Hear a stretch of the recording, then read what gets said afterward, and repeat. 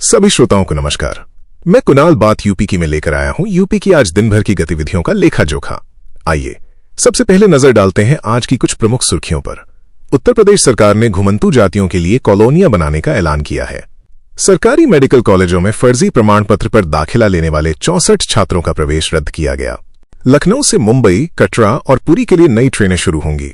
अलीगढ़ में रामघाट कल्याण मार्ग के टेंडर में गड़बड़ी पर मुख्यमंत्री योगी आदित्यनाथ ने सख्त कार्रवाई की है। प्रयागराज में एक दादा ने तांत्रिक के बहकावे में आकर अपने ही पोते के शव के 6 टुकड़े किए। अब बढ़ते हैं खबरों के विस्तार की तरफ।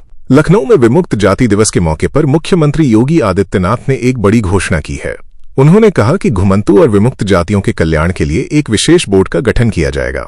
इसके साथ ही इन जातियों को रहने के लिए कॉलोनी और मकान भी उपलब्ध कराए जाएंगे। मुख्यमंत्री ने बताया कि इन जातियों के बच्चों को शिक्षा और आवास से जुड़ी योजनाओं का लाभ मिलेगा। वहीं लखनऊ के गोमती नगर रेलवे स्टेशन से यात्रियों को बड़ी राहत मिलने वाली है। स्टेशन के अपग्रेडेशन पर करीब 600 करोड़ रुपए खर्च किए गए हैं और इसे एयरपोर्ट की तर्ज पर तैयार किया गया है।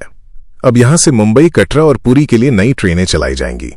अब बात प्रशासनिक और अन्य महत्वपूर्ण खबरों की। अलीगढ़ में रामघाट कल्याण मार्ग के 219 करोड़ 52 लाख रुपए के टेंडर में अनियमितताओं की बात सामने आने पर मुख्यमंत्री योगी आदित्यनाथ ने तुरंत कार्रवाई की है। उन्होंने लोक निर्माण विभाग के अधीक्षण अभियंता संजय कुमार गौतम को निलंबित कर दिया है और मुख्य अभियंता सौरभ बैराठी को अलीगढ़ से हटाकर मुख्यालय से संबद्ध कर स्पष्टीकरण मांगा है। एक अन्य महत्वपूर्ण खबर में कानपुर में प्रदेश सरकार गौशाला सोसाइटी से 164.684 हेक्टेयर जमीन वापस लेगी। अपर जिलाधिकारी विवेक चतुर्वेदी ने सोसाइटी की अपील को खारिज कर दिया है। जांच में पता चला था कि सोसाइटी इस जमीन का औद्योगिक और वाणिज्यिक इस्तेमाल कर रही थी। बात करें शिक्षा की तो उत्तर प्रदेश प्राविधिक सहायक ग्रुप सी भर्ती परीक्षा 2024 की संशोधित उत्तर कुंजी जारी कर दी गई है। इस भर्ती के तहत कुल 3446 पदों पर चयन किया जाएगा। हाथरस जंक्शन थाना क्षेत्र में हुए एक सड़क हादसे में कार और मैक्स पिकअप की भिड़ंत हो गई, जिसमें 2 लोगों जीजा साले की मौत हो गई है। अब बात अपराध से जुड़ी खबरों की। उत्तर प्रदेश के सरकारी मेडिकल कॉलेजों में MBBS के दाखिलों में एक बड़ा घोटाला सामने आया है। स्वतंत्रता संग्राम सेनानी आश्रित उपश्रेणी के फर्जी प्रमाण पत्रों के आधार पर दाखिला लेने वाले 64 छात्रों का प्रवेश रद्द कर दिया गया है। जांच में पाया गया कि इन प्रमाण पत्रों पर जिलाधिकारियों के फर्जी हस्ताक्षर और मुहर लगे थे। कुल 79 छात्रों ने ऐसे प्रमाण पत्र लगाए थे, जिनमें से 71 ने दाखिला ले लिया था। अब सभी जिलों में इन छात्रों के खिलाफ रिपोर्ट दर्ज कराई जाएगी।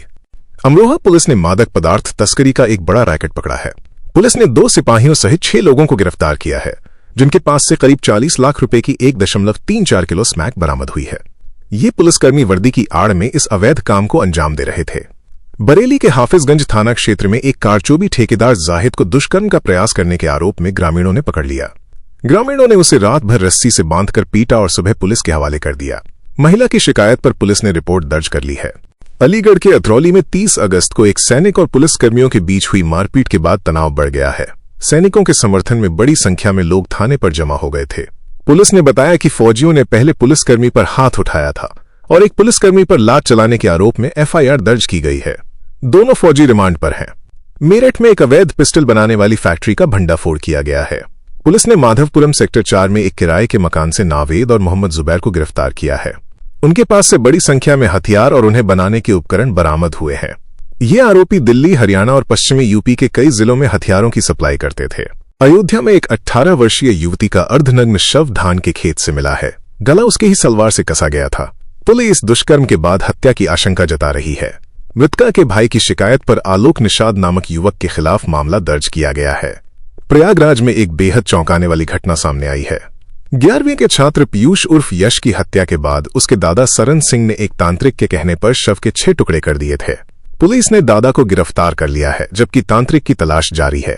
संभल के चंदौसी में 10वीं के एक 16 वर्षीय छात्र सुमित की हत्या उसके ही दोस्त की बहन के साथ प्रेम प्रसंग के चलते कर दी गई।